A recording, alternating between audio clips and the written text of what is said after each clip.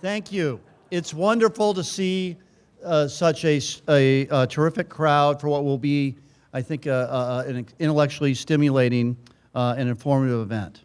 I am the Provost, John McGreevy, and I'm pleased to welcome you to this evening's conversation, 1 year after October 7th, Historical Background and Future Prospects. We do this as a university which has a responsibility to foster a learning environment that facilitates respectful discussion and constructive engagement on challenging issues. To be, as our new 18th University President Robert A. Dowd, CSC, said in his inaugural address, a place where openness to questions does not mean we are afraid to stand for something, where we think about and reflect together on the values that truly endure. One of the ways we do that is through the Notre Dame Forum. Established in 2005, the Forum is an annual series that invites campus-wide reflection and dialogue about issues of importance to the university, the nation, and the larger world. The university president selects the theme each year. For his inaugural Notre Dame Forum, Father Dowd has chosen a particularly timely theme. What do we owe each other? With a growing and often welcome emphasis on individual rights and freedoms, how do we nonetheless, individually and collectively, think about our responsibilities to one another? How can Catholic social thought help us engage in fruitful dialogue with those whose perspectives are different from our own, bridge social divides, and promote healing in the midst of suffering, division, and injustice? We kicked off the forum earlier this month with a series of inaugural fireside chats with global leaders in technology, philanthropy, corporate sustainability, and foreign affairs. Tonight, we gather for the first in a series of conversations on Israel-Palestine, organized by two distinguished members of our own faculty, Professors Zvi Novik and Mahan Mirza. Professor Novik, the Abrams Jewish Thought and Culture Professor of Theology, teaches broadly on Judaism. For 2 of the past 3 summers, he has led an undergraduate theology course, Christianity and Judaism, at Notre Dame's spectacular site in East Jerusalem, where he has brought students into conversation with Israelis and Palestinians, with Jews, Christians, and Muslims about theological questions arising from the modern state of Israel and from the challenges confronted by Palestinians. Professor Mirza is an Islamic studies scholar and is the executive director of the Rafat and Zareen Ansari Institute for Global Engagement with Religion at our own Keough School of Global Affairs. In that capacity, he has helped our campus understand the complex role that religion plays in conflict and the prospect of conflict resolution. Now, let me call upon and thank Professor Novik and Professor Mirza and ask Professor Nozick to introduce this evening's event. Professor Nozick.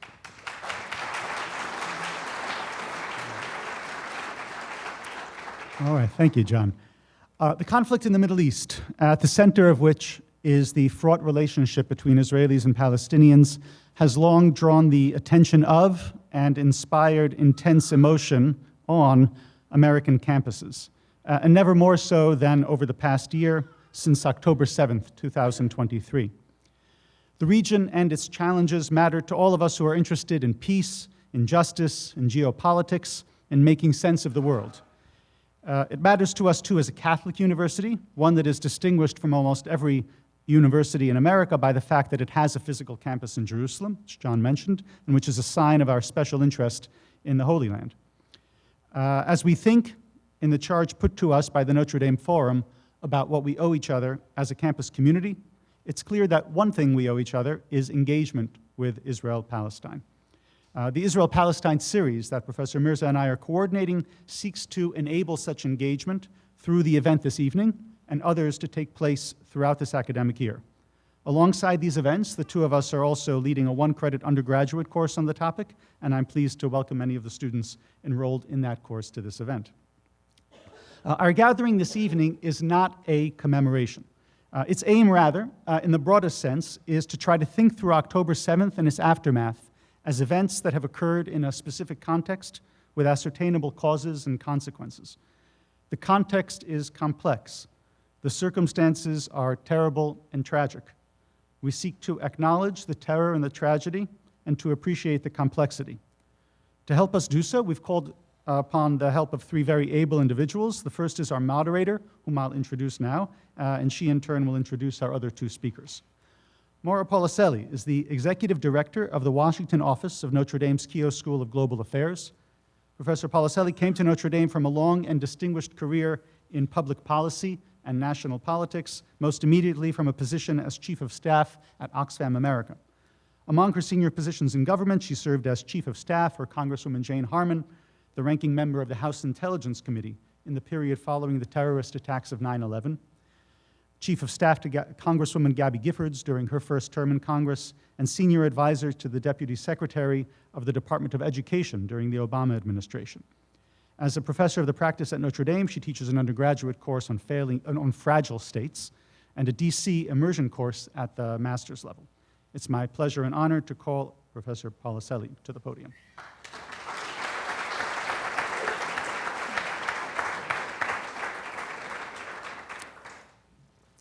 Thank you. It is my distinct honor to introduce this evening's esteemed speakers, who have collaborated for several years, delivering joint presentations and sharing their complementary expertise with audiences across the United States, especially on college campuses. Over the past 11 months, they have tirelessly responded to invitations and risen to meet this critical moment. We are privileged to welcome them here to Notre Dame. Hussein Ibish is a senior resident scholar at the Arab Gulf States Institute in Washington and a weekly columnist for The National in the UAE. A former columnist for Bloomberg, Ibish contributes regularly to The Atlantic and The Daily Beast. He has made numerous media appearances and was the Washington, D.C. correspondent for The Daily Star. Ibish is the editor and principal author of 3 major studies of hate crimes and discrimination against Arab Americans, and several books on Arab Americans and civil liberties. His most recent book is entitled What's Wrong with the One-State Agenda? Ibish has a PhD in comparative literature from the University of Massachusetts Amherst and has held leadership roles with the American Task Force on Palestine and the American Arab Anti-Discrimination Committee. David Myers is Distinguished Professor and Sady Ludwig Kahn Chair in Jewish History at UCLA, where he directs the Luskin Center for History and Policy, as well as the UCLA Initiative to Study Hate. Myers' most recent book, American Shtetl, won the 2022 National Jewish Book Award. He is also the author, among other books, of European Jewish Intellectuals and the Zionist Return to History, and Between Jew and Arab, The Lost Voice of Simon Rawinowitz. Myers has served as a visitor at a number of institutions in the U.S. and abroad, including the Institute for Advanced Studies at the Hebrew University in Jerusalem. He is the longtime co-editor of the flagship Jewish Studies journal, Jewish Quarterly Review, and an elected fellow of the American Academy for Jewish Research. Gentlemen.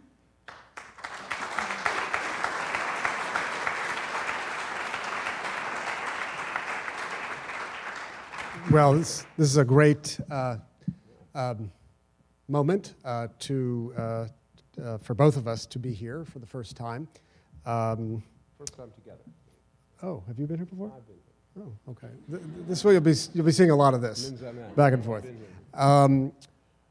So first of all, thank you, Provost McGreevy.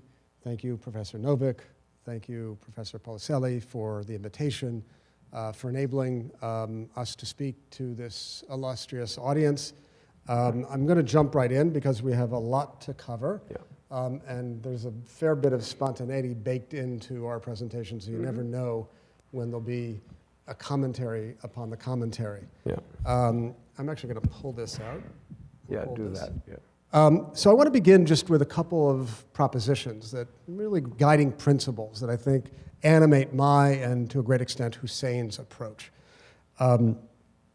So we believe that when it comes to understanding this conflict, and really when it comes to understanding anything in the world, one must hold up the dignity of all human life. One cannot choose sides when it comes to human life. That's going to be a core and guiding proposition of ours. And I say that together with a second guiding principle that we try to hold on to in our presentations, and I think is necessary in our conversations on college campuses more generally, and that is the principle of epistemological modesty, a degree of humility about knowing what we don't know, about knowing that what we present is going to be a partial account of this very fraught relationship between Jews and Arabs, Palestinians and Israelis. That realization of the limits of our own capacity to understand should be a source of inspiration for our curiosity, and concomitantly for our commitment to seek out those who possess knowledge or who may possess opinions or perspectives other than our own. And I want to put in a major pitch for that principle of speaking across difference, even at this very difficult time. Let me add two things. Yeah, I'm just going to finish one last thing, and then I'll hand it over to you. You do that. Okay. You don't mind? No. Okay, great. Hell no. More the better. The third principle is, I mean, it's related to the first two, certainly related to the idea of the dignity of all human life. We're going to share with you competing narratives of the history of the relationship between Jews and Arabs, Israelis and Palestinians. And it's important to note that there's not a single narrative that represents the Palestinian view. There's not a single narrative that presents the Zionist view. There are narratives within narratives. There are counter-narratives against sort of the hegemonic powers in each of those cases. But what we do believe is that alongside the competing narratives, there are actually competing truths and even competing rights. And sometimes, as in this instance, it seems as if those competing rights are irreconcilable, at least at the present moment. And that's a very confounding and vexing proposition. And it's one that we grapple with all the time. Pushback. And we're going to try and sort of explain why that is in this case. And then we'll think together about whether there's any possibility to move beyond that. Okay, all well said. I would add two additional things. One is, there are competing narratives, there are competing truths, there are competing rights, but there are not competing facts. All right? There is a body of common knowledge that is very sensitive regarding this conflict that honest historians and honest observers do not actually disagree about. The question of who did and said what when is not really in dispute. We've been doing this 10 years, and there are like 2 or 3 times where we really don't agree on a fact. I mean, it's very, very unusual because we're honest and well-informed people who don't hesitate to look at reality as it is. Now, why those people did what they were doing, what they were intending, what was their project, and the motivation, that is heavily contested. Right? And that's where the arguments come in. That's where the competing truths come in, the competing narratives come in, and even to some extent the competing rights. But I want to insist there are not competing facts. There are things that are factual and things that are counterfactual, non-factual, partial truths, BS, spin, and we don't want anything to do with any of that. Because the second point I want to make is, this is not a debate, right, between a Jew and an Arab. So there's a Jew and here's an Arab. That's not the point. The point is, we are in a conversation about how these narratives develop and sustain themselves and operate within the political register in order to interrogate our own positions as much as the positions that the other side has taken. In other words, what we're doing here is a journey of mutual discovery that is not about trying to win an argument, but rather to get at something deeper that is very real. Let's begin. Okay. Well you want to said. start? Yeah. Yeah, good. So You should start. there are many points at which we could start this conversation. There are many moments in history that we are going to have to pass over. When we do a full 4-part rendering of this historical story, we usually begin in the late 19th century. But for reasons of time, we're going to begin in 1948, which is, in many respects, the most crucial year in the history of the relationship, the conflict between Israelis and Palestinians. And of course, each word that we choose is itself so loaded with meaning, and we are mindful of that. But for the purposes of this conversation, we'll oftentimes use shorthand that is largely agreed upon. So why 1948?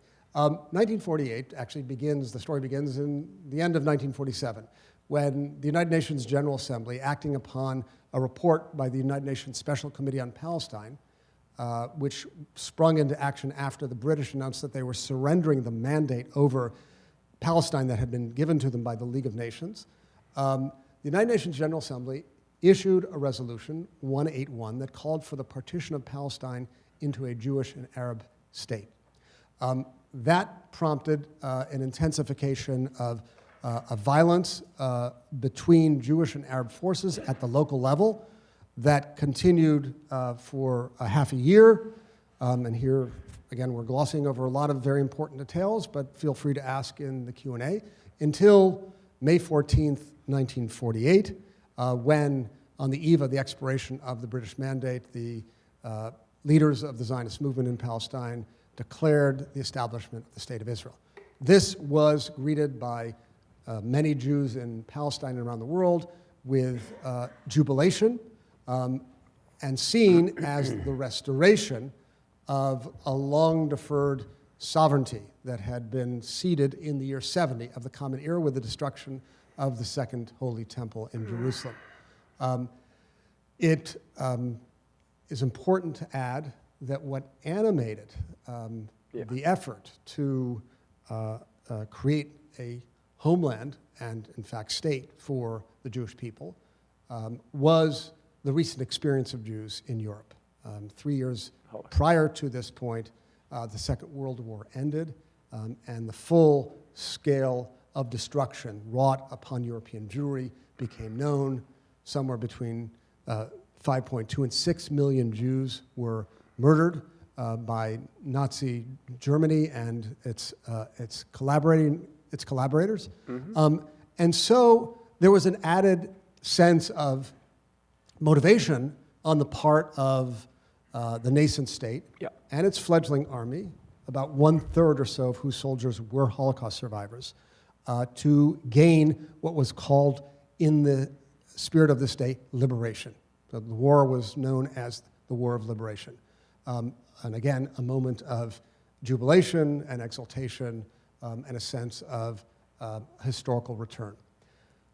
It's important to make that point because that event was causally linked to the other momentous event of 1948 in the region, which is the dispossession, displacement, and expulsion of Palestinians by Jewish and Israeli forces in the course of that war, which came to be known as the catastrophe, or in Arabic, the Nakba. So in the same year, and as a result of the same series of events, you have liberation on one hand and the Nakba on the other hand. One point that I want to make before handing off to Hussein to continue is we spoke of competing narratives and competing truths and competing rights. What we also see in this period is the clash of competing collective traumas. This is extremely important in understanding our apprehension of October 7th.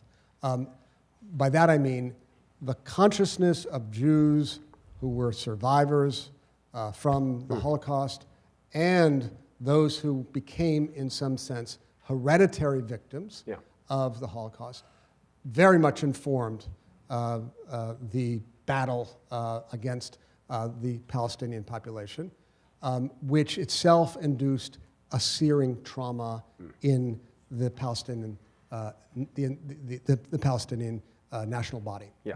So let's keep that in mind because we're going to see how that clash of traumas plays such an important and operative force today. That's a crucial point. I mean, really, that's sort of the central point. I'm going to try to move quickly. The Six-Day War in 1967, well, no, there's another point that needs making. The Nakba is not just the displacement. of 80% of the Arab population of the area that became the new state of Israel, which it was. It was the elimination of a whole society. I mean, in the fall of 1947, there was a very comprehensive and integrated Palestinian Arab, nascent country. And by the end of, a few months later, by mid to late 1948, it was gone. It was just gone. And so the trauma is not just the displacement of the people who were displaced, but also people who were not displaced, like the 20% of Arabs in that territory who were not displaced, like many of the people in the Galilee, who stayed, they weren't expelled, they didn't flee, and they were there. But they lost their society just as much, because they ended up living under martial law in this new Jewish Israeli state, cut off from their relatives, and the society they had is also gone. So the bookend of this whole period, which starts the Arab-Israeli War as we remember it, 1948, it gives way to a series of confrontations between Israel and a number of frontline Arab states, the Palestinians having exited history for about 20 years. They were concentrating on their own families, on their own survival. Their national institutions were gone, destroyed between the uprising against the British in the 30s and then the experience of the Nakba in 48. They had nothing. And so for 20 years, the Arab-Israeli War was a war between Israel and Arab states. And in 1967, that reached a culmination with a war that Arabs mostly expected to win, at least over a long struggle. They really were taken aback by the breadth and speed of the Israeli victory. But it left Israel in possession of all of the rest of mandatory Palestine, the West Bank, the Gaza Strip, and East Jerusalem, plus the Sinai Peninsula, plus the Golan Heights from Syria, in possession of a large amount of territory. And eventually, the Arab-Israeli phase of the conflict gets resolved in effect by the peace treaty between Israel and Egypt in 1979, after which Arab states are no longer in a position to pursue state-to-state war with Israel. The PLO takes over the Palestinian national movement, takes Palestinian decision-making away from Arab countries like Egypt, Saudi Arabia, Iraq, Syria, others who've tried to manipulate it. Palestinians become independent decision-makers on their own through the PLO. And through a complicated process I'm also not going to describe, the PLO ends up back in the occupied territories by the end of the first intifada, excuse me. And that then gives way as the Cold War ends and U.S. emerges as a kind of monopolar world to a Palestinian-Israeli agreement and the creation of limited Palestinian self-ruled areas in the occupied territories. The West Bank is divided into the smallest section, Area A, which is really just some of the Palestinian population centers, which are self-ruled administered areas. Area B, which is another 30%, which is supposedly Palestinian civil control and Israeli military control, and the big bulk of the rest, which is 60%, which is where all the settlements are, which is strictly under Israel's control. Gaza was part of Area A, right? But instead of the Oslo process yielding over a 5-year period to the creation of a Palestinian state, this weird creation of Area A, B, and C is still with us. It was supposed to end in 1998. And it's not going anywhere. Similarly, the Palestinian Authority was supposed to expire after 5 years, is still ruling in the self-administered areas of the West Bank. However, in 2005, Israel withdrew its settlers and its military from the interior of Gaza, preferring to control it from the outside, controlling all ingress and egress and the electromagnetic spectrum and the coastline, but not the interior. And Hamas comes to rule in Gaza. Violent takeover from Fatah following divided elections, a presidential election won by Fatah overwhelmingly, and a parliamentary election won by Hamas-backed candidates with a very strong 44% showing, which is good in a parliament. And the cohabitation didn't work. There was a violent split when initiated by Hamas expulsion of Fatah from the West Bank, from Gaza, but then same thing done on the other side, and the beginning of the division of the Palestinian national movement that we see to this day, and that has been nurtured like a hothouse orchid by the Israeli right, and particularly by Prime Minister Netanyahu. Do I go on? What's next? I think I'm still... Let's see. Yeah. Yeah, okay.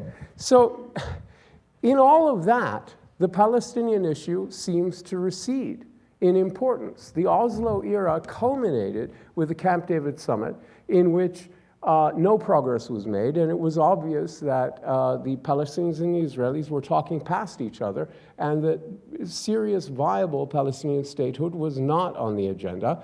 And what ended up happening is a whole, nothing seemed to be working to advance the Palestinian cause. Diplomacy hadn't worked. Armed struggle hadn't worked by Palestinians themselves, like terrorism, armed struggle, etc. Peaceful protest hadn't worked, which is most of Palestinian activism is in peaceful protest. And the Arab-Israeli wars hadn't worked. That's 4 different strategies for resolving the conflict. None of them really worked. So people had no idea how to move forward with it. Meanwhile, other threats emerge, in the region. Al-Qaeda emerges and Daesh. Iran emerges as a regional hegemon after the US invasion of Iraq. COVID and climate change are, existential threats that they don't have the same, none of these have the same emotional resonance as the Palestinian issue, but all of them competed with the Palestinian issue during the first quarter of this century for Arab countries. Before that, the Palestinian issue was the obvious, not just moral, but kind of strategic vulnerability, the variable that was always going to explode in everybody's faces. But by 2020, that was no longer the case. And what you ended up with is President Trump issuing a proposal that envisaged Israel annexing 30% of the West Bank additionally, and the Jordan Valley, such that any Palestinian entity would be entirely surrounded by a greater Israel. Netanyahu ran on that proposal in the summer of 2020, and he won. And then he was bound to do this annexation. People were demanding he do it. But you've got Trump saying, no, I've given you enough. It's a second term thing. I've got COVID. I really don't want you to do that now. And he didn't really want to do it either. And they didn't know what to do. In swoops the UAE and says, right, here's the deal. We want to normalize anyway. We'll normalize with Israel if they agree privately to no more annexations for a 5-year period. In other words, the last year of the Trump administration, and 4 more years. That's why it's 5 years, right? It's just to cover Trump's. And UAE, Bahrain and Morocco and Sudan follow suit. They all did separate deals with Washington. They all had individual reasons, but in every case, the Palestinian issue was left out. And it seemed to be fading everywhere. Okay, we're going to turn our attention now to internal Israeli politics. In the wake of the signing of the Abraham Accords, Benjamin Netanyahu, who had been elected prime minister for the second time in 2009 and had served until the aftermath of the Abraham Accords, is actually voted out of office for the first time in 16 years. Replaced by the figures on your right, Naftali Bennett and Yair Lapid, who seek to assemble what they call a government of change. And it was a change insofar as Netanyahu was not the prime minister, but it was very short-lived because a year after it took rise, there was another election in the sort of constantly fluctuating Israeli parliamentary system, at least until the present moment. And Netanyahu emerged in that election, November 2022, as the person with the likeliest path to gain a coalition of 61 in the 120-person Knesset. He did so, however, by forging an alliance with the far-right religious Zionist party, which included a faction in it known as Otzma Yehudit, Jewish Power, whose leader was the person on the left, Itamar Ben-Gvir, and the person to the right of Netanyahu, Netanyahu's the second person from the left, to the third person from the left, or the person in the middle, is Bezalel Smotrich, the leader of the religious Zionist party. Two hard right Zionist activists who had many confrontations with the law because they themselves believed that the government of Israel was not acting vehemently enough in support of the settlers movement. And both of them, it should be said, are avowed racists in their public declarations. Netanyahu, in order to stay in power, forged a coalition with these two figures and their party. And that guaranteed that the exclusion of the Palestinian question from the agenda, that is to say, the exclusion of any prospect of a negotiated settlement, would continue as long as this coalition was in power. The coalition had its own domestic agenda, and one of the most important pieces of it was what's called, what they called a judicial overhaul, what others call a judicial coup, which entailed the recalibration of the balance of power amongst the different branches of government in Israel, and more particularly an attempt to essentially strip the judiciary of the power that it had to this point. So amongst the agenda items of this judicial overhaul were the proposal that a simple Knesset majority could overturn a decision by the Supreme Court, a more politicized process for selecting judges and legal advisors to ministers than had been the case previously. It was a much more neutral professional process overseen by the courts and the Israel Bar Association, and an attempt to override, it should say, the reasonableness clause, not the override clause, which gave the Supreme Court the authority to overturn appointments or decisions of an administrative nature made by the government that did not meet the bar of reasonableness. All of these initiatives or proposals were attempts to strip the judiciary of its power and place it in the parliament, which in the Israeli system is inextricably linked to the executive, because the leader of the governing coalition serves as the prime minister. So there's a real tight link between the two clauses. This proposal, or this set of proposals, triggered a massive reaction by the Israeli public. Tired of Netanyahu, concerned that these proposals would diminish further the democratic values and institutions of their state. And in January 2023, Israelis began taking to the streets on Saturday nights throughout the country, in central squares and towns, villages, and cities. Tens of thousands and then ultimately hundreds of thousands took to the streets in protest against the government, shouting over and over, "Demokratia," democracy. They believed that these proposals represented a frontal assault on the democratic tradition in Israel. Two very significant additional points to make. Amongst those who stood up in protest were tens of thousands of Army Reserves soldiers. Very important. People who threatened and in fact actually realized the threat in not showing up for service as long as the government continued with these efforts to overhaul the judiciary. And in fact, perhaps the most important component of the Army reservists who decided to sit out their service, their reserve service, were Air Force pilots, considered the most elite of the elite. Many in Israel expressed deep concern that the government initiative would degrade the capacity of the state of Israel to defend itself. This is important to bear in mind as we move towards October 7th. What's important to note as well is that this concern for democracy did not touch upon the Palestinian question in any way, shape, or form. It did not take up the question of the occupation of the West Bank.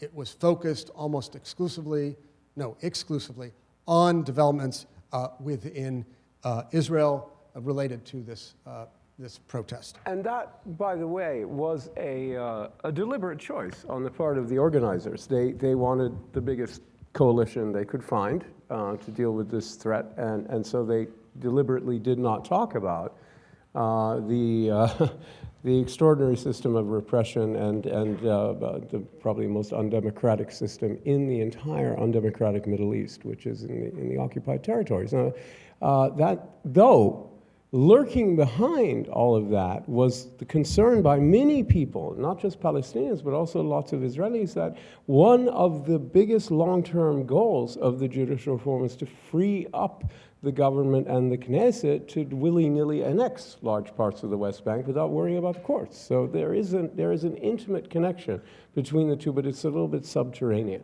All right, in the West Bank and Gaza, what's happening at this time, right? In the West Bank, you have the Fatah-led PA, which should have maxed out, timed out by 1998, and is still kind of limping along. Still in power, but widely discredited, and the PLO, which represents the Palestinians diplomatically, also considered to be a failure because both of them are tied to this project of negotiating independence with Israel, and that sort of erupted into reality in the early 90s and then ground to a halt a couple of years later, and there had been absolutely no progress whatsoever. Settler violence intensified, especially once Ben Gvir and Smotrich, the two lovely characters we just looked at, got control of the West Bank and Israel's administrative authority there, which they have taken away from the army, by the way, recently, which is very significant and underappreciated. And as a result of that, you've had a rise of armed gangs of young men in the inner cities, not connected to Fatah, nor connected to Hamas.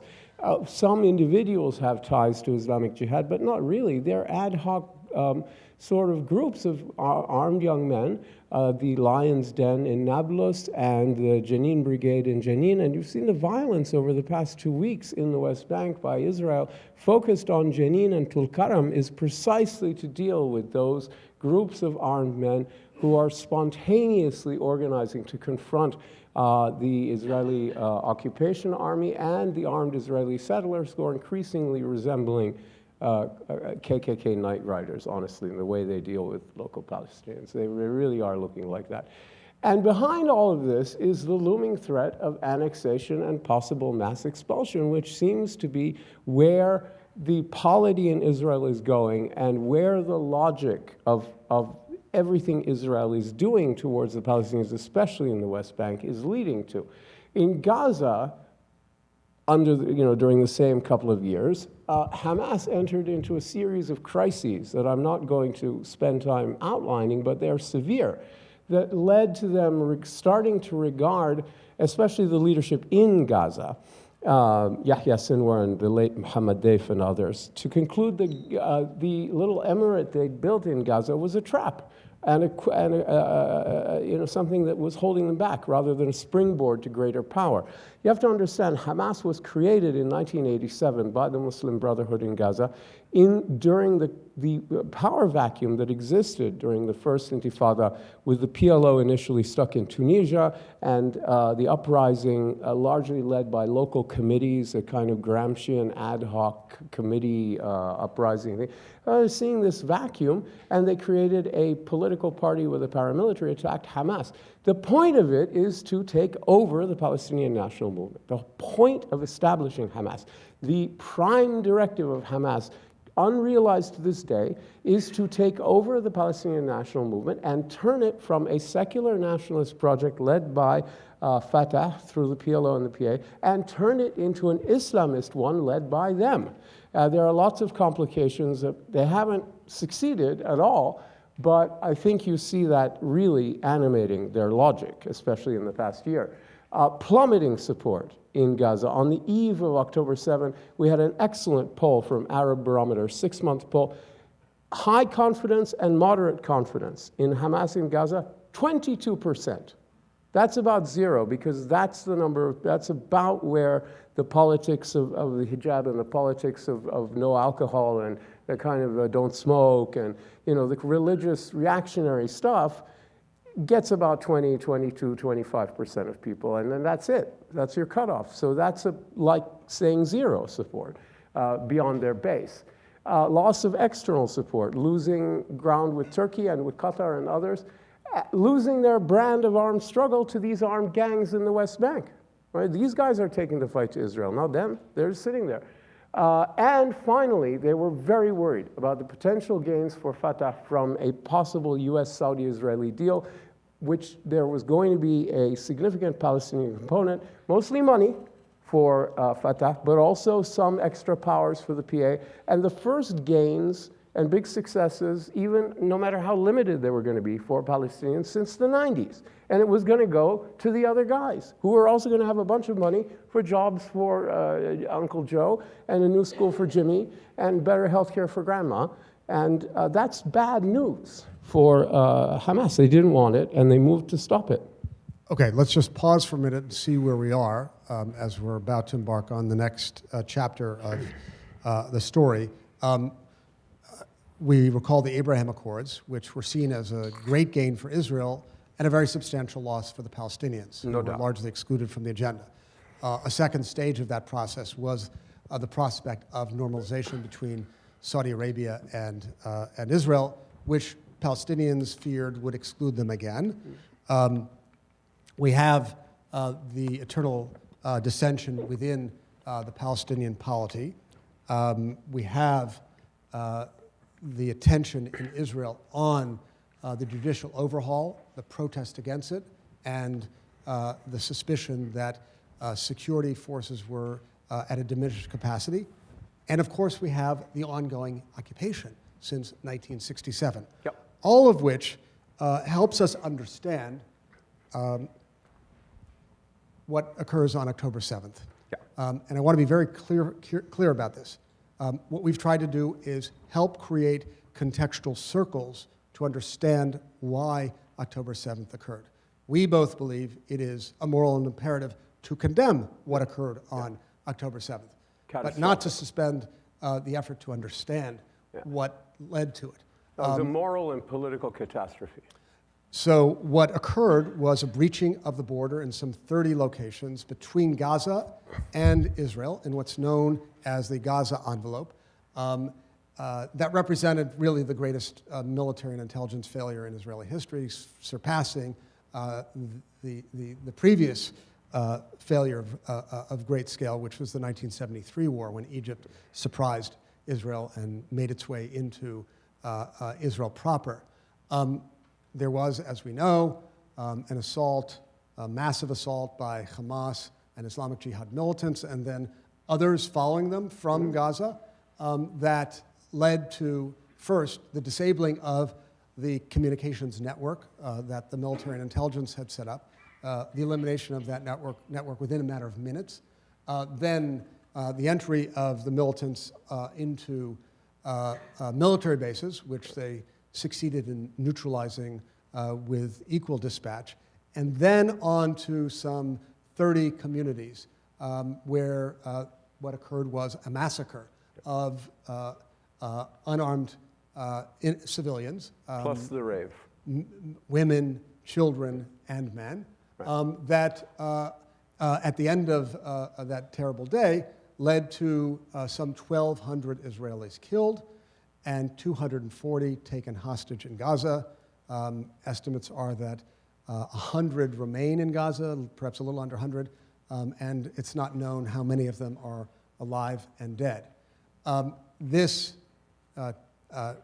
brutal attack by Hamas and its allies produced not just shock, grief, and sorrow, but a profound sense of trauma that led many Israeli Jews to go back to the Holocaust. In fact, it was said very frequently that there was no day that saw the murder of so many Jews since the Holocaust. So there's a very clear association between the Holocaust, and it's important to note that Holocaust memory plays an extremely important role in Israeli political consciousness and culture. And indeed, the triggering of trauma was profound, and over the course of time, even at certain points, weaponized.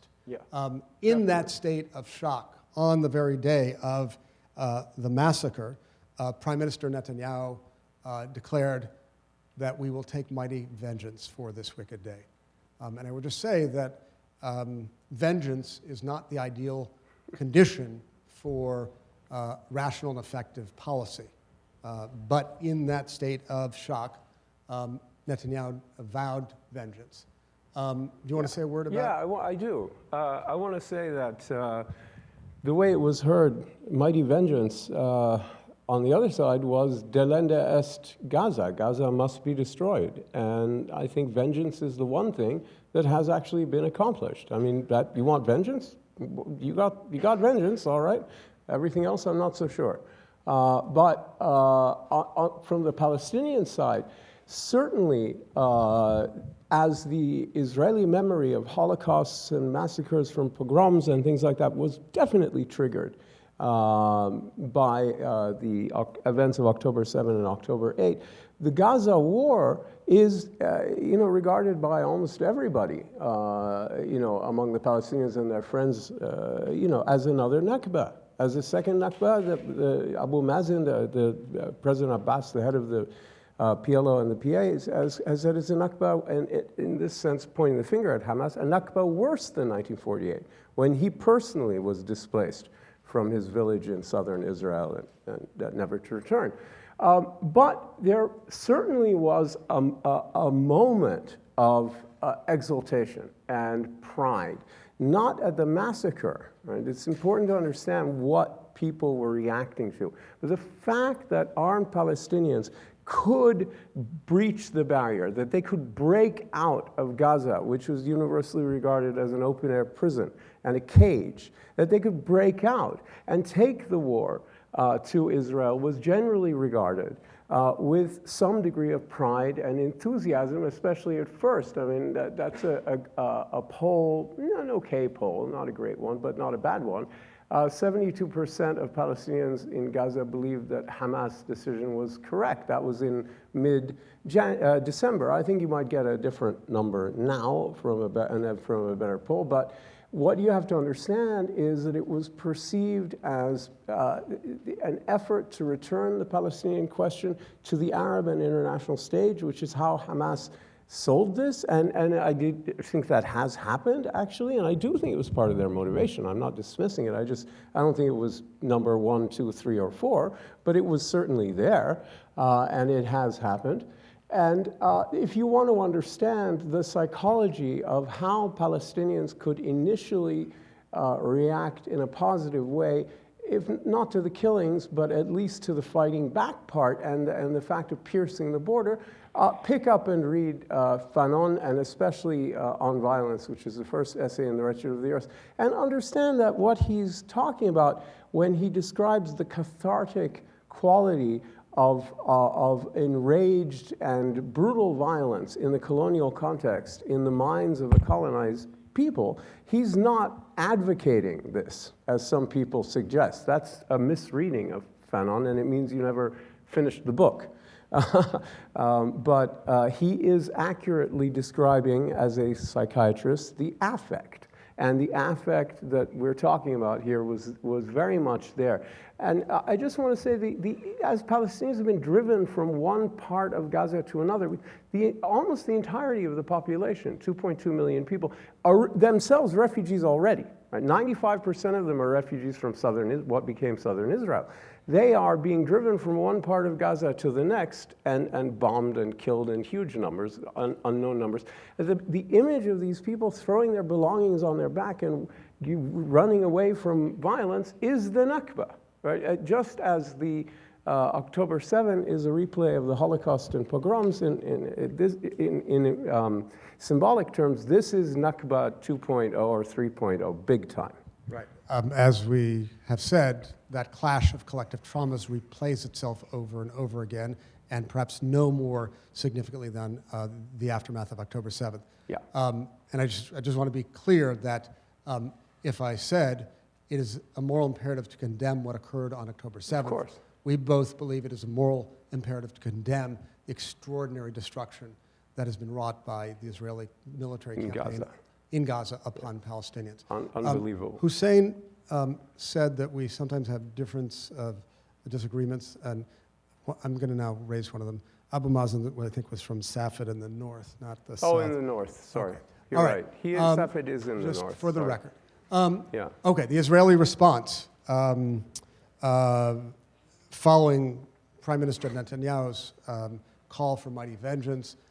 Israel declares war the next day, a massive mobilization of reservists, and it's important to note that that protest movement that had mobilized so many hundreds of thousands across the country was immediately transformed into a ready supply of soldiers willing to go to fight what was regarded as a war of existential urgency. Yeah. On the 11th of October, Israel began a massive aerial bombardment of Gaza, and about 2 weeks later, the ground invasion of northern Gaza begins. There are haunting echoes today of a similar sequence on another front that we'll get to. During that time, Hamas rocket attacks continue, which serve to justify even further for Israelis the rationale for the war. And yet, the question arises, it arose then and it remains with us today, what was the objective of the war? Yeah. What actually was the goal of the war? It was often articulated at the beginning as the eradication of Hamas. But we now have a good number of leading Israeli military leaders who say either that's impossible to achieve or it is no longer necessary to do the additional work to eliminate Hamas. So there's been a rather staggering lack of clarity about what the precise goals of the war have been.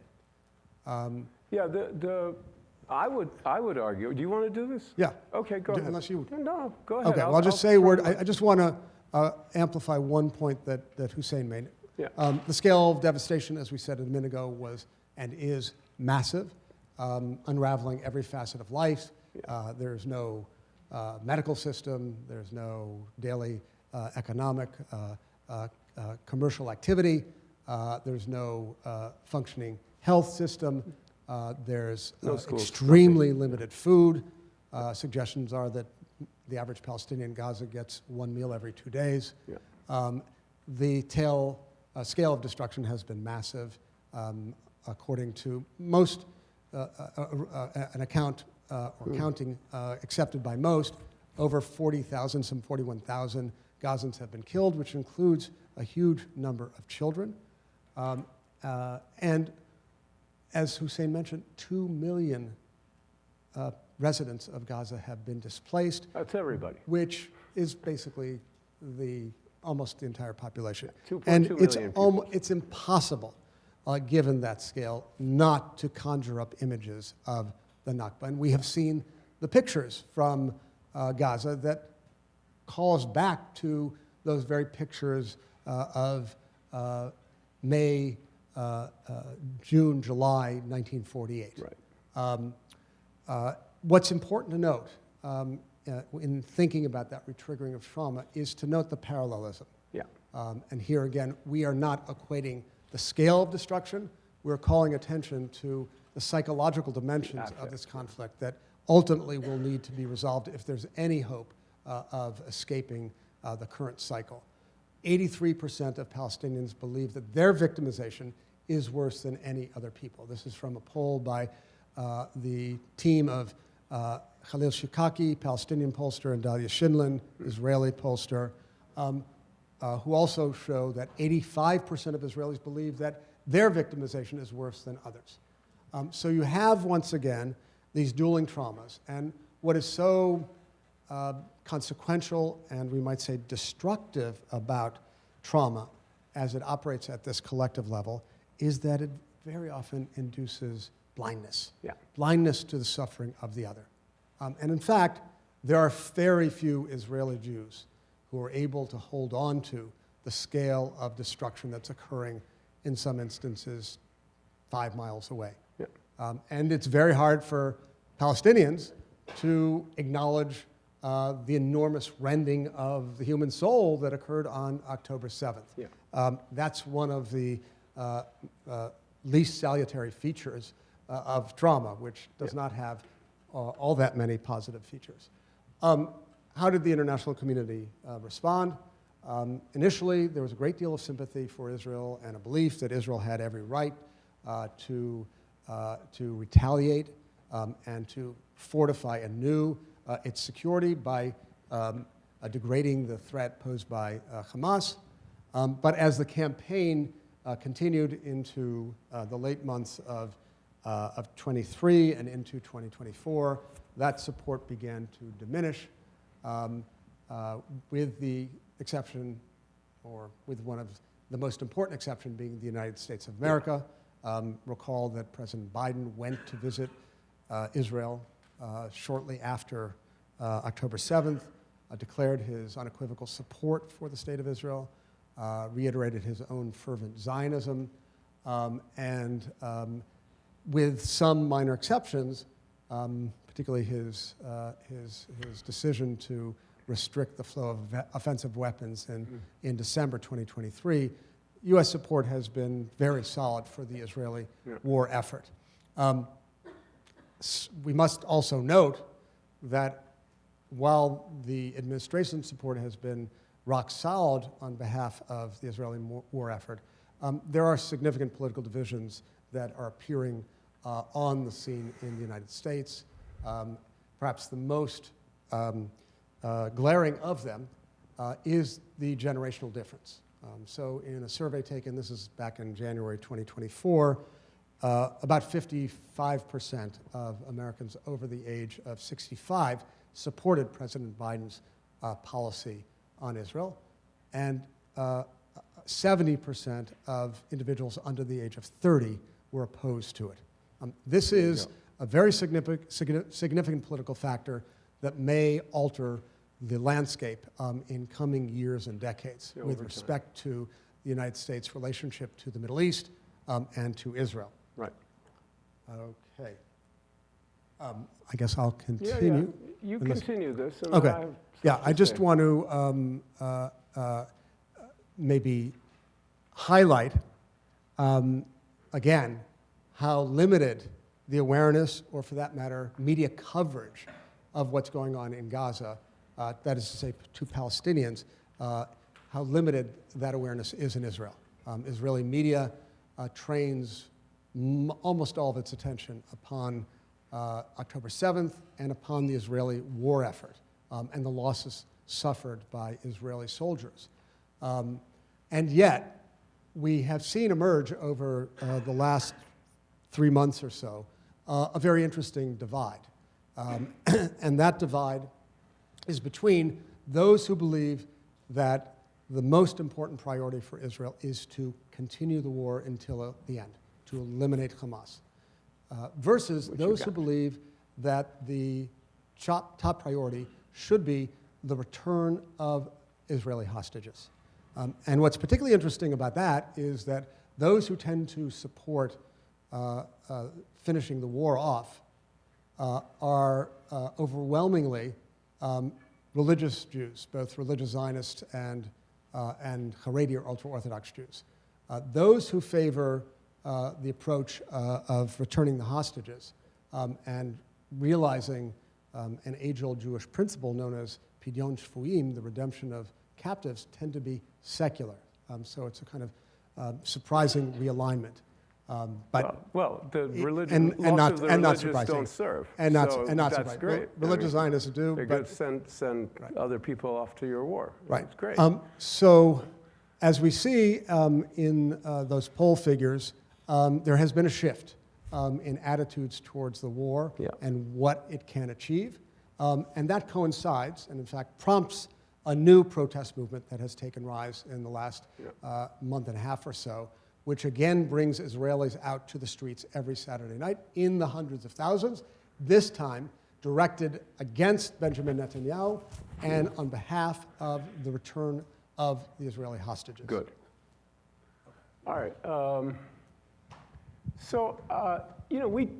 I think David has made it clear that Netanyahu does not want this war to end, and it appears that his logic, and correct me if you think I'm wrong, is the best way to stay out of prison is to stay in power, and the best way to stay in power is to keep the war going, and the best way to keep the war going is to declare the goal of eliminating Hamas, which cannot be accomplished.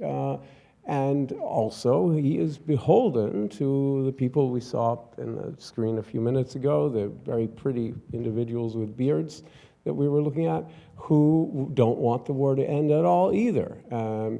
And so he's not likely to agree to anything that will end it. Now, I mean, I think that's sort of obvious.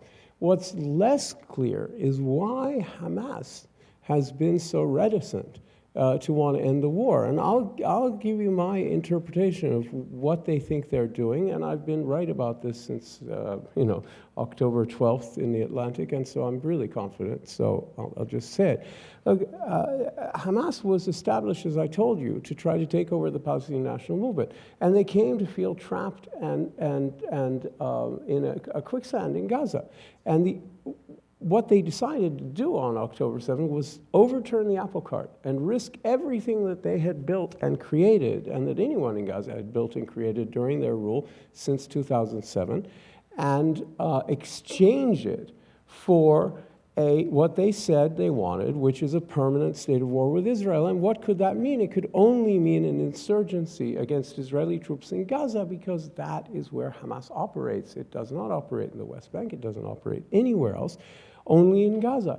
So they clearly were imagining exactly the scenario that has emerged in recent months as the main Israeli war to so-called destroy Hamas, which is obviously impossible because Hamas is a brand. It's a name. It's not a list of people and equipment that you can kill and destroy. It's a concept. So as long as people say they're Hamas, there's a Hamas. When Israel reached the area of Rafah on the border with Egypt, they had gone through the entire Gaza Strip, destroying everything above ground of perceived value to Hamas. And it could be dual or triple use, all kinds of stuff. Anyway, basically, the whole place is reduced to rubble, literally. And at that point, any concept of the war addressing the entity that was responsible for October 7th is pretty much over. But the war continues in this form. All over the Gaza Strip, in areas that were declared pacified 6 months ago, 9 months ago, Hamas comes up and attacks Israel. Hamas tries to cross the border. Hamas launches a rocket. Hamas here. The Israeli response is invariably a brutal assault, usually leaving 20 to 40 people dead, civilians and what have you. The point is not that. The point is it's become a whack-a-mole counterinsurgency, right? It is a self-perpetuating. There's no stated goal because it is an end in itself.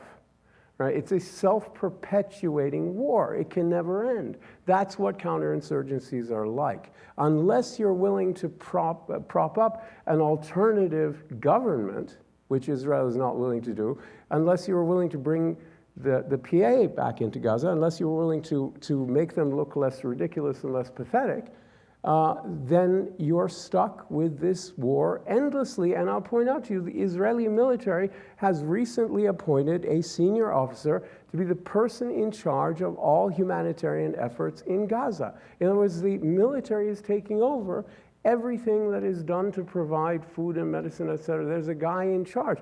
Just like in the West Bank there was until Smotrich and Ben-Gvir took it over for civilian people. But the point is Israel is hunkering down for the long run in Gaza. It is an insurgency that is open-ended, and that is the war Hamas wanted from the beginning, because it wants to wave the bloody shirt every day and say, we are the Palestinian national leadership because we and we alone are fighting and dying here for control of Palestinian land in Gaza.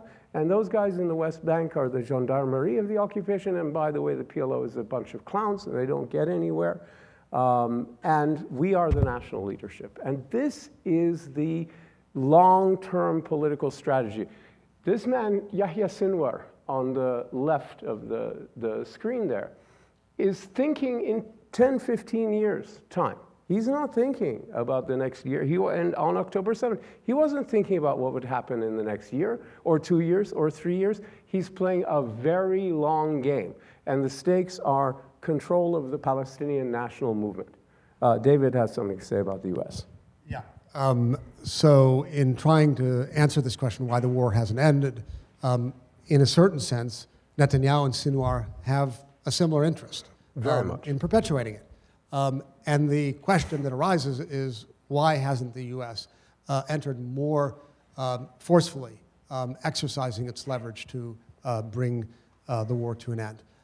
And that I think is a function both of Biden's own deep commitments and of longstanding U.S. policy inertia with respect to Israel-Palestine, which seems to both of us to be hopelessly out of date and in need of dramatic revision. I'll just add Also the that, balance of power in the U.S. politically. Yeah. right. Although the United States is a declining power in a unipolar world, it still has the capacity to exercise the requisite leverage, we think, to bring an end to the conflict. And I would say that there is actually a moment at which Biden could do that most logically, and that is after the November election, in that 2-month period before he leaves office. Okay, I think we'll wrap up in just a minute, but I want to call our attention to what is the latest threat before us, which is the expansion of conflict from Gaza to the wider region, and particularly Lebanon. As we know, there has been a kind of war of attrition between Israel and Hezbollah. Began anew on October 8th, as Hezbollah understood that it may have a strategic opportunity against Israel in a somewhat weakened state. And that has been followed by increasing Israeli anxiety and willingness to engage Hezbollah and to seek to reorder the balance of power and restore what it sees as its power of deterrence. What we are facing now is the prospect not just of an ongoing aerial campaign that has led to very significant loss of life and property in Lebanon, but a ground invasion which echoes the beginning of the Gaza war. At the same time, there's an extraordinary intensification of violence, largely from settlers in the West Bank. And then Lebanon and Hezbollah require us immediately to call attention to Iran, which is the chief patron of Hezbollah, and the prospect of yet another front being opened, and the prospect of Israel settling the score with Iran lurks on the horizon. I want to just conclude the discussion of this slide, at least for me, by saying that you might say that each of these fronts, Gaza, the West Bank, Lebanon, Iran, offers up a rational explanation for why Israel might want to act. But when you aggregate them as a whole, it's hard to situate comfortably a rational actor model on that picture. It's hard for me to resist the claim that led by Netanyahu, and not Netanyahu alone, but led by Netanyahu, this is the action of a rogue state, which is very discomfiting in an extraordinarily volatile region. Oh, I think that's an incredibly useful point. We have another, though, instance of disagreement, a second one. I don't think Hamas saw October 7 as an Hezbollah, in Lebanon. I don't think they saw it as an opportunity at all.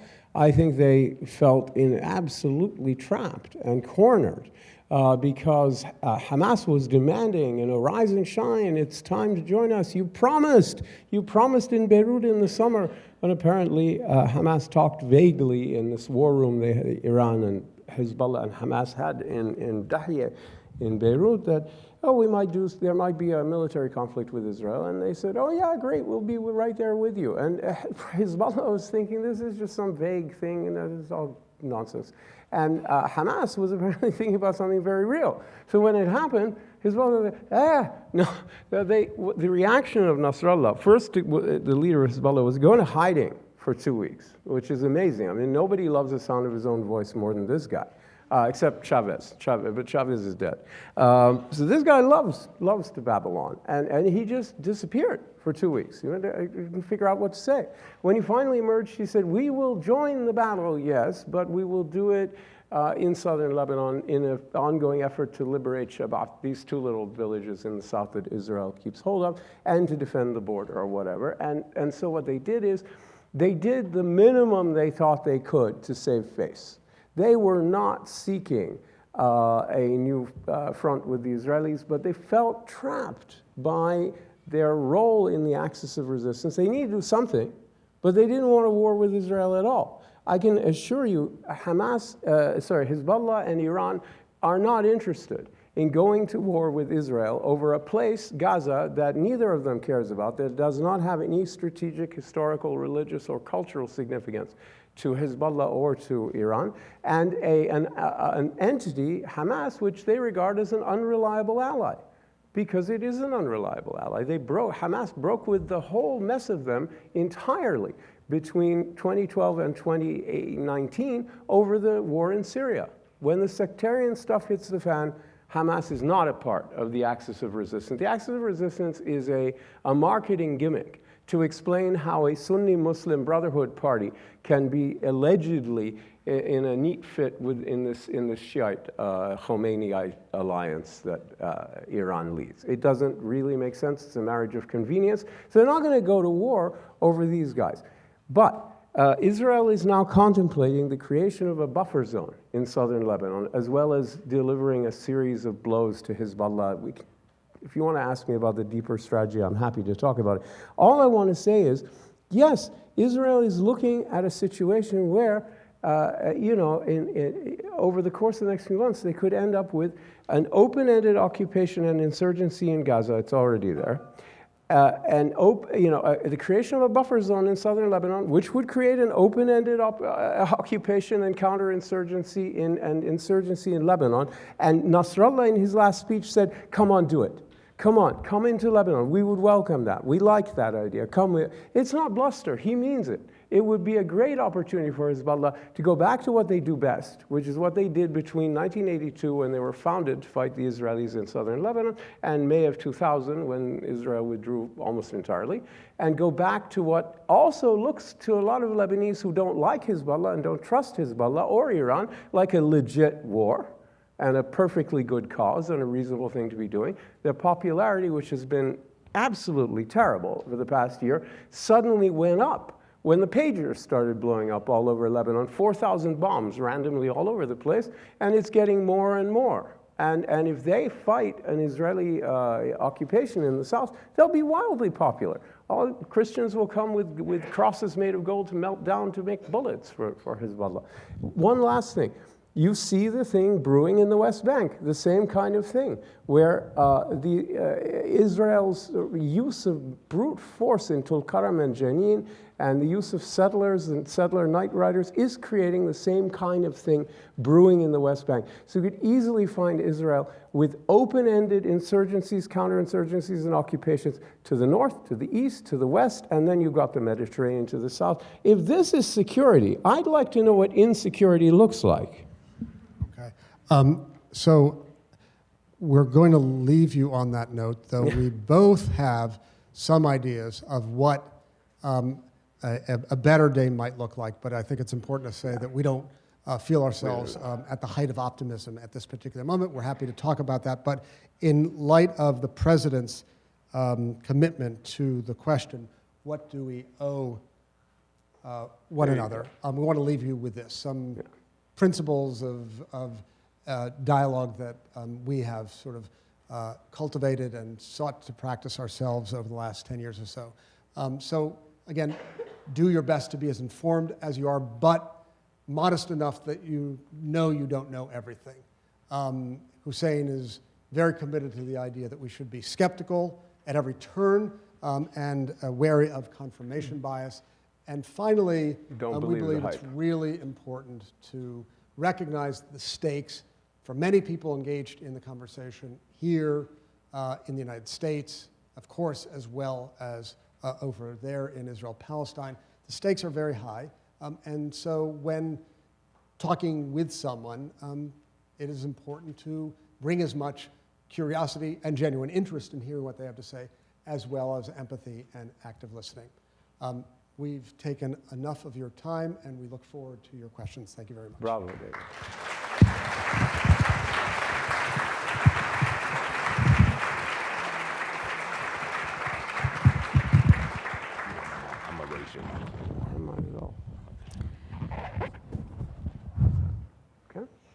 I think we all need to let all of that sink in for just a second. That was an amazing amazing amount of information. I think 76 years. You did well.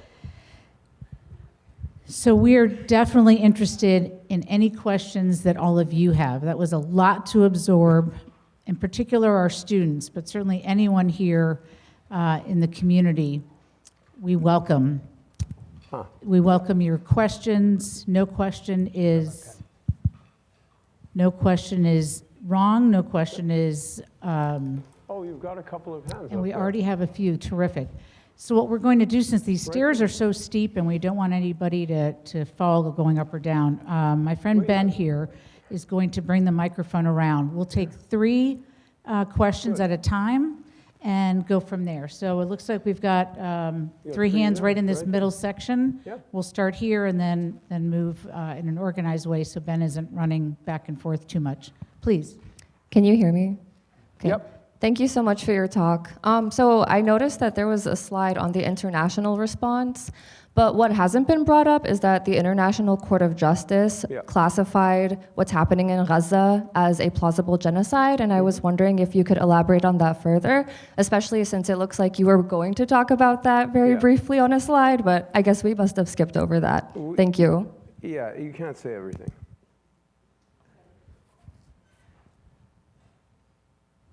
If everyone could just help Ben and pass the microphone along. Thanks so much.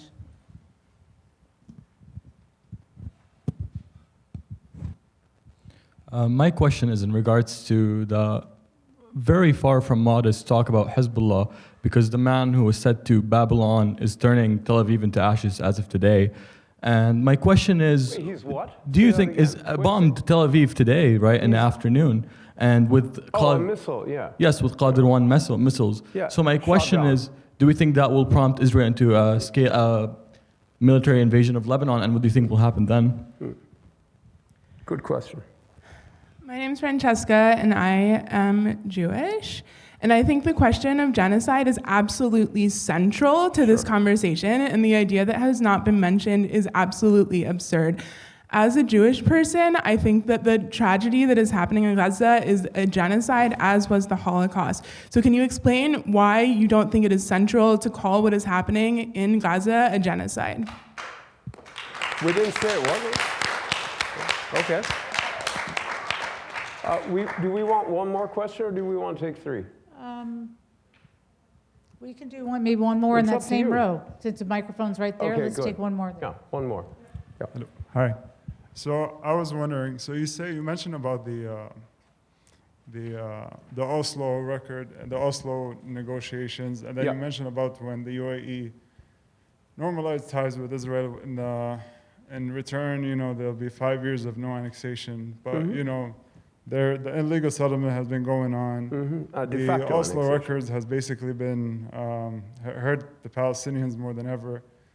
In 2023, before October 7th, I think about 230 Palestinians got killed in West Bank, 40 children roughly. Yep. 2022, 250, roughly 40, 50 children. Yep. So I'm saying, like, what's really the point of, or when did the Palestinians actually try to put the weapon on the side, and the Israelis, not that they ever did, Wait, but let's assume they put the weapon on the side, and they try to solve this in a peaceful way, quote unquote, and it actually worked out for the Palestinians. Okay, I understand the question, yeah. Okay, do you want to take any of these, or should I go ahead with You mine? start, or? and I'll take up whatever you want. Okay, on the question of genocide, we can have that debate. I mean, it's no problem.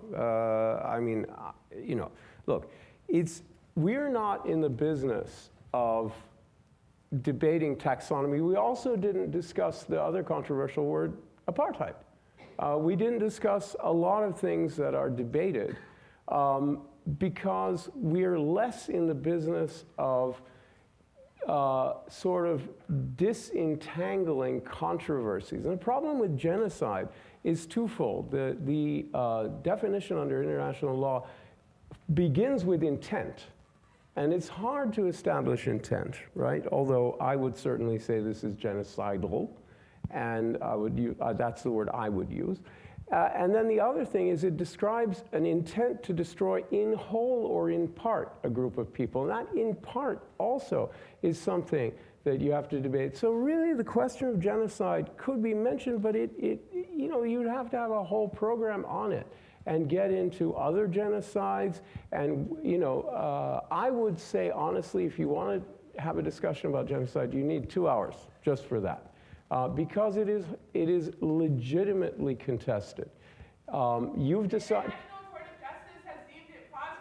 Possible, yes, but it has all. But you have to understand. Here's where you get into trouble, because the pro-Israeli side will say, "Aha, they did," and in fact, they do say this. They say, "Aha, it didn't say it is a genocide. It said it could turn into one, and here are the steps Israel needs to take to prevent it from becoming one." And then there's the ongoing case that may eventually turn out. So there's a way of reading this as saying, well, this is genocidal, which is certainly what I would say, especially when it comes to the use of food as a weapon of war. On the other hand, the Israeli side can say, well, they had a chance to call it a genocide and they didn't. They said it could become one. So it's very vexed. And I think we wanted to talk about the whole problem in a broader term without getting bogged down in words. Go ahead. Let me jump. Yeah, then there are look, three more Francesca, questions. I totally understand the passion Of and course. importance of your question. And I share it. We, for reasons of time, skipped over the ICJ's determination of plausible genocide. What I would say is this. There's been massive destruction wrought, and very severe violations of international humanitarian law have been committed. War crimes have been committed in my mind. The doctrine of proportionality has been shredded into meaninglessness. And I accept the ICJ's provisional determination. As Hussein mentioned, intent is an extremely high bar to pass in international law. Very, very rare. I actually have an open mind. I don't know what the evidence is that sort of makes absolutely clear that intent has been proven. What about murdering 16,000 Palestinian children? That would be inferring intent from deed, which works for me, but it's not necessarily going to work for the ICJ in the long run. I just said that's the same thing. I agree with you. So I'm convinced, but the ICJ is not yet convinced. They haven't made a ruling on it. Yeah, and I mean, it's my opinion. It shares your opinion, but that doesn't do much. I would just affirm that I accept what the ICJ has said, and I await its determination.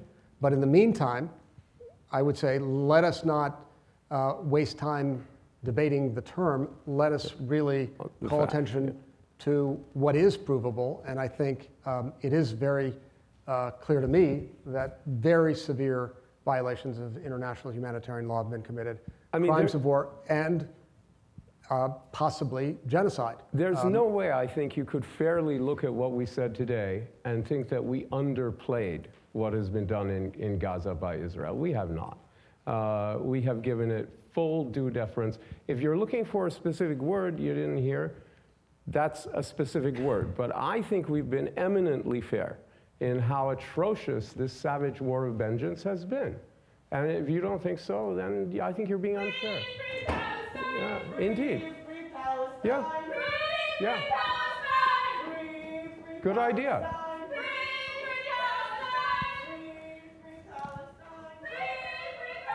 That's as if we disagreed with it, which we don't.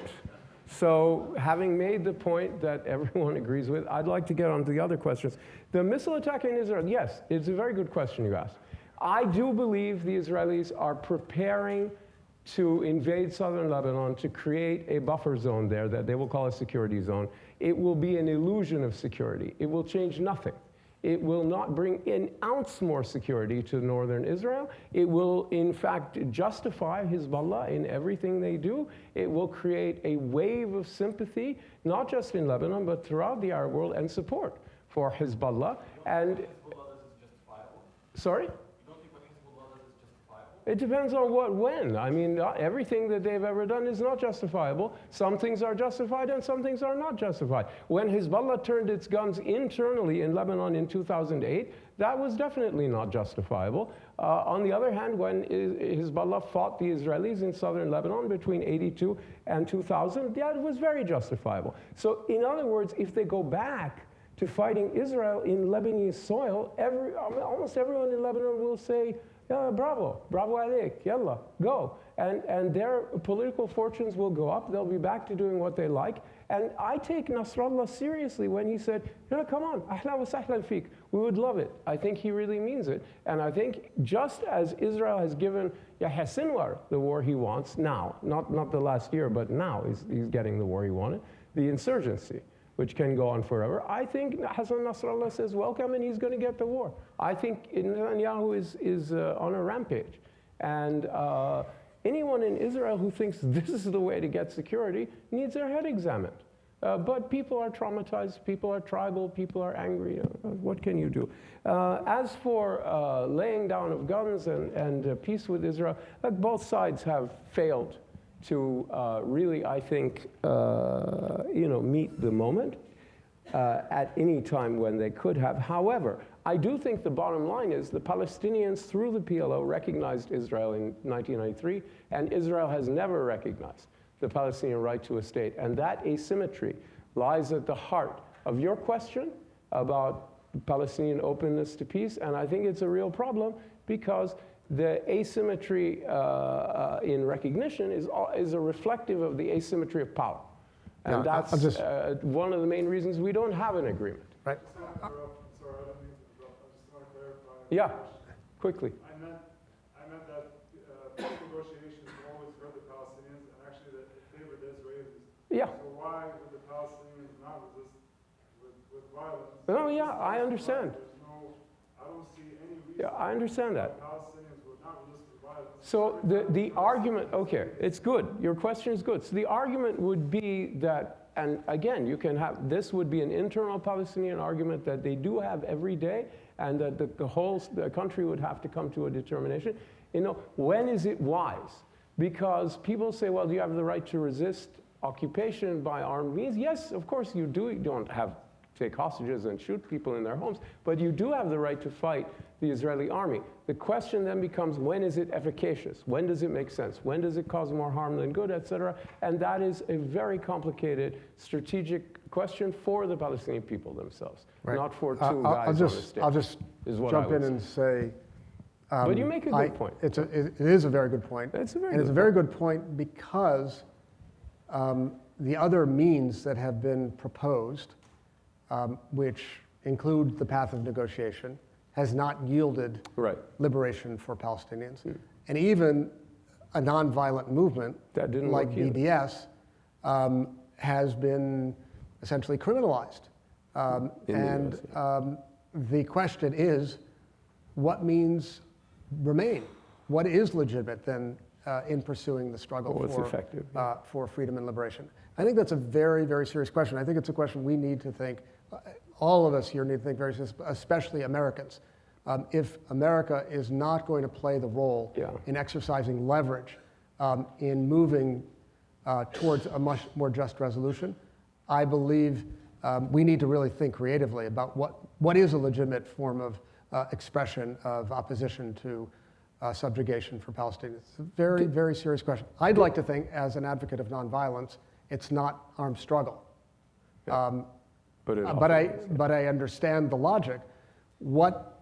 If we don't add nonviolent options to the toolkit, then Palestinians will say we have no recourse. And I think that places the onus on the other actors, not on Palestinians to make that decision, but on the other actors, that is, say, the Israelis and the United States principally, to come up with legitimate alternatives. Because if not, this is where we're going to end up. Yeah, I think David is exactly right. I mean, if you foreclose all the nonviolent options, you leave only, and that's your point, and you're making a good point. The only thing I would say is that right now, I just want to recall that in my talk before the Abraham Accords, I pointed out that nonviolent resistance in Sumud had not worked, diplomacy had not worked, armed struggle of Palestinians had not worked, and Arab-Israeli wars had not worked. So one of the reasons the UAE took the step it took is that it just concluded there wasn't anything that was going to work. The Palestinians, though, cannot take that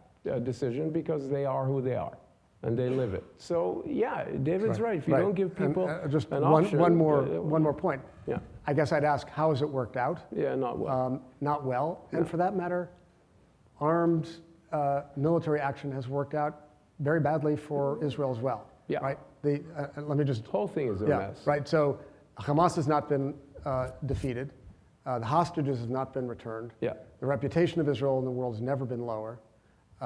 Israeli soldiers are being killed every day. Economy and is massive damaged. destruction has been wrought on Palestinians' Gaza. Yeah. So where's the win from their perspective?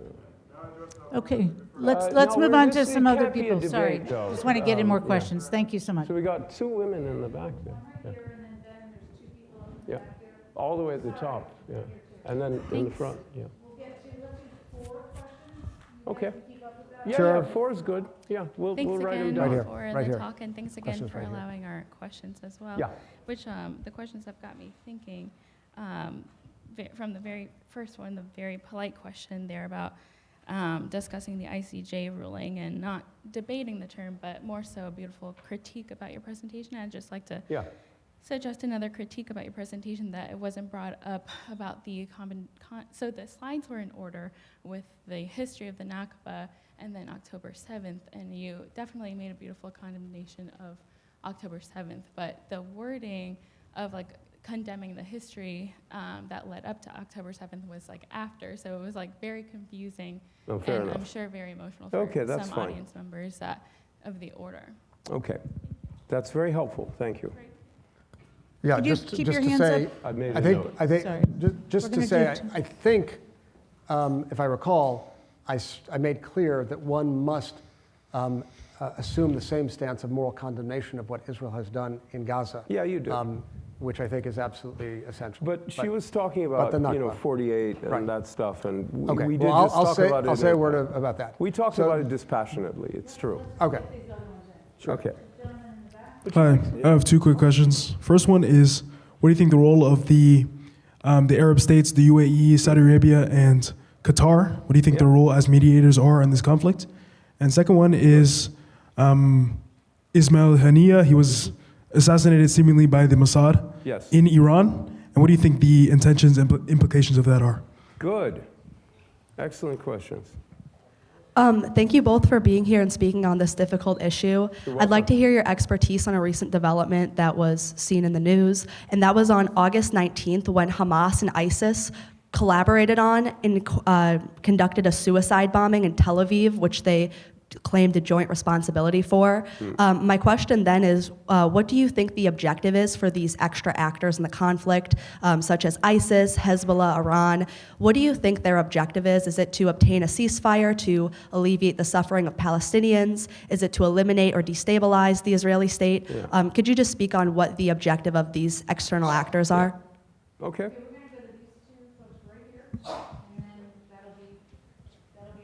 Yeah, we'll have 4. Hi, thank you guys so much for coming out. My name is Jamil. I'm a Palestinian American here Great. at Notre Dame. So my question is less political science focused, but more peace studies focused. So in what ways do you think generational trauma influences political action within both the Palestinian and Israeli communities, especially in the context of resistance and demands for justice? And how might this trauma, shape future peace negotiations between both sides in the future? Oh, what a great question. Yeah. Hi, my name is Fadwa. Hi. You mentioned that genocide requires intent and attempt to destroy in whole or in part a people. Yeah, that's the definition. So Israel is a Jewish ethno-state, meaning it does require a majority Jewish population. David Ben-Gurion, the founder, did state in his quotes that he wanted to have a majority Jewish population and that he did want to eradicate the Palestinian population. People from the current government have made similar sayings, and there's also some policies embedded in Israel as a government, such as the refusal of right to return of Palestinians, whereas Jewish people from the diaspora are free to go to Israel even if they were not born there. Okay. Do you believe this implies a genocidal intent and attempt to destroy people in part or in whole? Super interesting question. Thank you. Oh, 1/5? Okay, fine. We're writing. Hi, I'm Baram Sheikh-Nush. I'm not a student. My apologies. Hi. I'm a fellow here at Notre Dame. Hi, Hussein. It's good to see you. Thank you very Good to much see you. For this very comprehensive presentation. And it's bold to present it at this moment of time. I have to say that I came to the United States some 26 years ago as an international student from Iran. And we had a similar presentation about Palestine, but the content was obviously somewhat different. It was very there was an apologist undertone, and you can't but help empathize with the speakers. We have been re-narrating the history of Palestine, and I wonder if it might make sense to help us understand some of the structural factors that cause this conflict, beyond the heart-wrenching issues of genocide and death and starvation and bombardment and killing, etc. What are the structural factors that keep repeating themselves and have evaded us for at least the last 26 years that I still remain a student of Palestine and Israel? Thank you. That's great. Thank you. Do we want to start answering, or do we want more questions? I don't mind. Okay. You're the boss, dude. Who starts? You want to take some more? We'll I mean, everybody wants to talk, so we can just let people talk, and then that will be enough. Okay, Ben, why don't we go down here, the woman in the pink? Oh, my question was going back to Lebanon. There's been a lot of back and forth between Hezbollah and Israel over the years, but a lot of it has been theatrical and doesn't really lead past that. So I was wondering how sure your predictions are of an all-out war that expands past the South, and what the regional responses might be, and whether a regional war is on the horizon. Great question. I love that one. I'm definitely answering that one. I mean, time is not going to let. So I have a two-part question. This is going to sound like a conspiracy theory, but has there been any theorization about the fact that all the leadership in the Middle East are somehow kind of conspiring with each other to perpetuate their leadership? Because it seems like they throw the ball at each other, and between Netanyahu, between Hamas, has this seriously been something that has been investigated or at least theorized about? Because it just kind of feels that they are playing it within each other's realm of power. My second question, has also there been any noticing or notification of how Israel prior to 1948 came to exist through violence, through militia attacks, and through that, and how is kind of, whether was it the PLO in the 70s or Hamas later on taking on the same mantle and doing the exact same thing? In our normal four-part one, we get into that in great detail. But in this case, we kind of just tried to get to the present day as quickly as possible so that it would be containable, time-wise. But yeah, I mean, that's all super important, and we normally talk about it a lot. I mean, a lot. Should we begin? Why don't you field some of those? We have start? 15 more minutes together, so you want to take a couple of those, and then we'll do one more survey. We'll give you guys 5 minutes to respond to what you can. All right, we do now? Sure. Okay, You go ahead. I'll start, and I want to begin with the questioner who was sitting here and asking about condemnation of the Nakba and its absence from her presentation. Strange to ask a question and leave, but okay. Well, maybe she didn't leave. I'd want to know the answer. Okay, so what I would say is this is weird. That in my own sense of things, the requisite historical act of rectification that is most important is to address the dispossession of Palestinians. That is to say, if we understand a pendulous move in history, Jews received, fought for, were aided by the international community, were granted, fought for sovereignty, created a state, and I'll go back and talk about that in response to another question. Just in terms of historical sequencing, it seems to me that the necessary next step for any meaningful measure of historical justice to be realized is for Palestinian displacement and dispossession to be recognized, acknowledged, and responsibility taken. So I want to be very clear about that. I think any meaningful prospect for a resolution of hostilities between Israelis and Palestinians will not be achieved until that occurs. And that relates also to the question about generational trauma. What we have to acknowledge is that in addition to the structural factors that we hopefully will talk about, there are very important collective psychological factors that are vividly present in this conflict. And when I sort of assess the array of forces and think of what is the necessary next step of historical rectification, I'm very attuned to the fact that the trauma of Palestinians will really never be adequately addressed unless there is widespread international recognition of the huge injustice that was done to them. That must come, as I said, with acknowledgement and with the appropriate steps of reparative justice, which are ultimately going to have to be decided through some process of negotiation. Yeah. But I think, I just want to emphasize that I think that is really where the next pendulous swing of history must move in that direction. So I don't want there to be any misunderstanding. That's both in moral terms and in practical political terms. Do you want to jump in on that, or should I? No, continue? I There have are questions about the other actors. I want to talk about that for a second, but you go ahead. Yeah, You finish I up. also want to, again, the question about genocide and Ben Gurion and the creation of the State of Israel, does it itself, its existence represent, and that is, its very existence represent a genocidal act? This is where I think we come to the question of competing rights. Do Jews, after the most comprehensive attempt at mass extermination, deserve a place under the sun? In my view, absolutely yes. Is there a reason to believe that Jews have a deep and meaningful and legitimate connection to that land? I believe yes. Was Zionism alternately blind to and committed to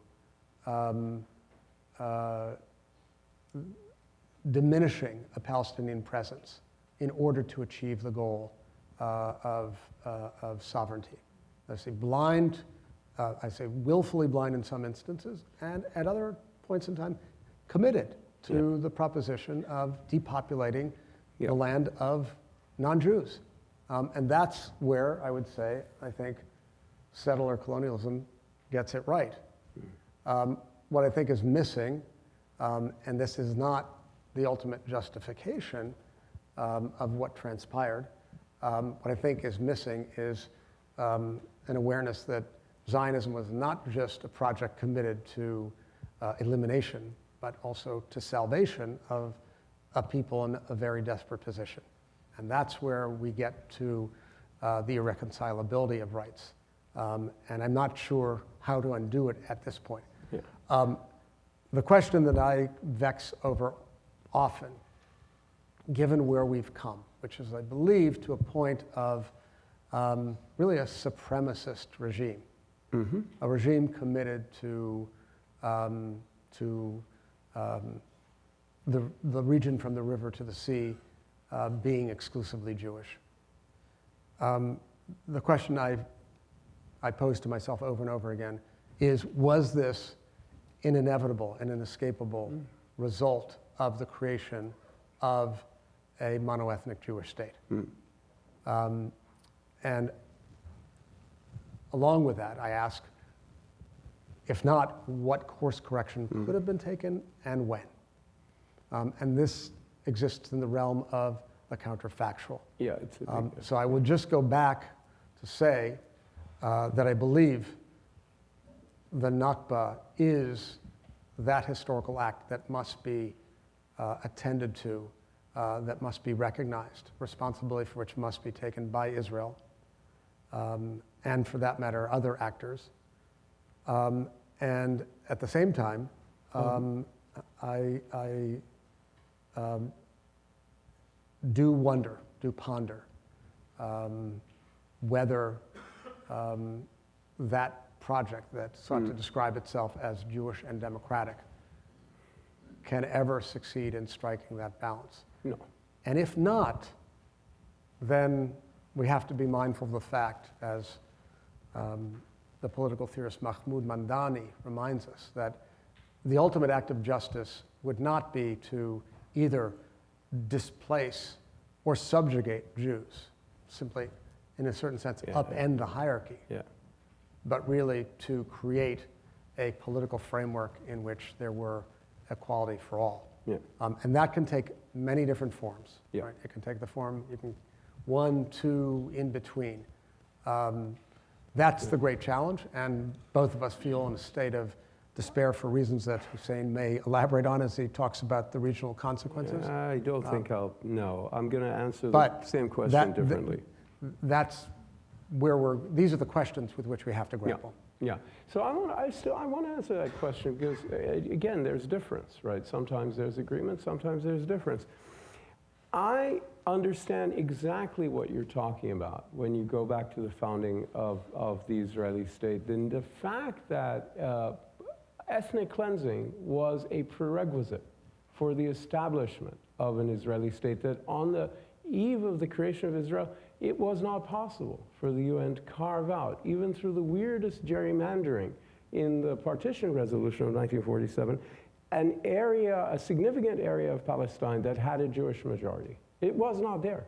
So that even the proposed Jewish state in the partition plan of 1947 had an Arab plurality in it. You just couldn't create that area. So ethnic cleansing was effectively a prerequisite for the establishment of a Jewish majority state of Israel under those circumstances in 1948.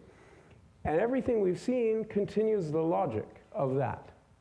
Which is, articulated in the Balfour Declaration, which gets put in the mandate, that, a homeland for the Jewish people, therefore Jews are a national group who deserve a homeland, and a national home for the Jewish people, and then civil and religious rights for everybody else, who at the time were like 97% of the population. But means that the Palestinians get individual rights, religious rights, civic rights, rights that every individual has, but not collective rights, not national rights, not a national aspiration. I think the logic of Balfour was extended into the mandate. It was then instantiated in 1947 and 48. And we are seeing the ultimate kind of logical conclusion of that with what I fully expect to be, and have been predicting for 10, 15 years now more, the annexation of most of the West Bank and the expulsion of the Palestinians from there. Possibly Gaza as well, I don't know. I don't think it's that important to the Israeli plan. But the question then becomes, does this politicide, this effort to eliminate the Palestinians as a viable political national project between the river and the sea in their historic homeland of the Palestinians, to eliminate their national movement in their place of origin, like you could export it to Jordan, great. From an Israeli point of view, they keep saying Jordan is Palestine, since the 60s they've been saying it. Is that genocidal? And I don't know the answer under international law because of those, because I'm not an international lawyer. It deserves a word that describes a crime that is very severe. Whether the right word is genocide or politicide, I don't know. But I have described it in much more accurate terms much more detailed and historical terms than just throwing out the word genocide would have done. And this is my point about relying on buzzwords. That long paragraph I just gave you about beginning with Balfour and coming all the way up to what's going to happen in the West Bank, in my view, in the next 10 years, was a lot more meaningful about Palestinian human and national rights and their denial of those things than getting up and saying genocide, genocide, genocide, and walking out. I believe I did more with my answer than I would have done if I had used words that people are looking for me to use and not hearing. So that's sort of my point on that one. On some of the other questions, the point of the Haniya hit was to ensure that the hostage deal that Netanyahu does not want would not go through, because whacking the main negotiator on the other side is a great way of blocking a deal, right? Excellent. And also to humiliate Iran, because the degree of penetration that Israeli intelligence has demonstrated over Iran, killing this guy in a safe house with a bomb that was put there 2 months ahead of time, and then they knew exactly when he was there with his personal bodyguard, but no Iranians inside, just to keep the lid on the thing. Total penetration. Ditto with the pager and walkie-talkie attacks in Lebanon. Total penetration. I mean, this is like, humiliation is a big part of this. And the Haniya hit, I mean, I understand the pager thing is also, it's psychological warfare. It's practically designed to put people in hospital and get them off the battlefield, all kinds of things. But I think humiliation and demonstrating a kind of intelligence penetration superiority has been part of the game related to Lebanon, related to Israel, Hezbollah, and Iran. And Israel has established escalation dominance in Lebanon with regard to Iran and Hezbollah, because they haven't cared. It's a minority in Israel that actively wanted a war before now. But even the people who were skittish in the government were ambivalent, whereas they knew very well that Hezbollah and Iran didn't want to have a war for the reasons I said. There's nothing in it for them, as I explained. So that gave Israel escalation dominance. They could keep turning up the heat as much as they wanted, because they didn't mind if they ended up in a war. And guess what?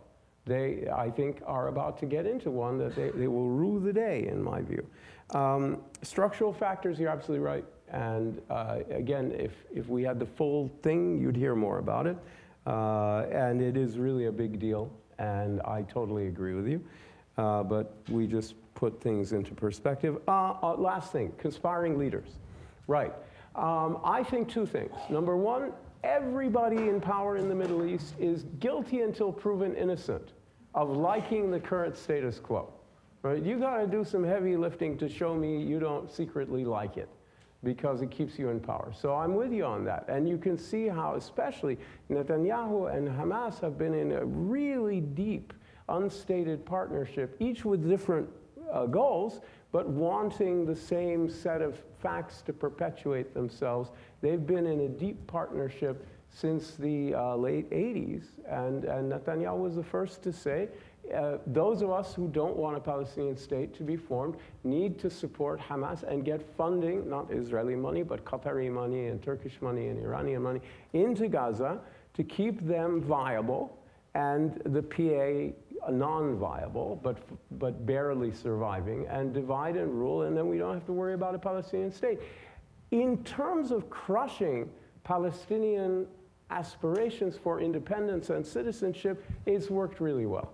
In terms of creating the circumstances that made October 7 inevitable, and I don't say likely, I say inevitable, also perfect. So if, in a certain sense, Netanyahu must have known that he was creating this kind of situation. Those of us, people like me, who've spent the past 10 or 15 years in print in the Atlantic and elsewhere, warning that there was going to be, not could be, not maybe, not probably, but definitely, inevitably, going to be an explosion of horrendous violence coming out of the occupied Palestinian territories. Couldn't say by whom or what or where or when, but definitely that it would happen, 400% sure, unless there was a dynamic that offered them some hope and some pathway, right? We were talking about armed struggle and diplomacy, right? Give them some kind of pathway other than armed struggle.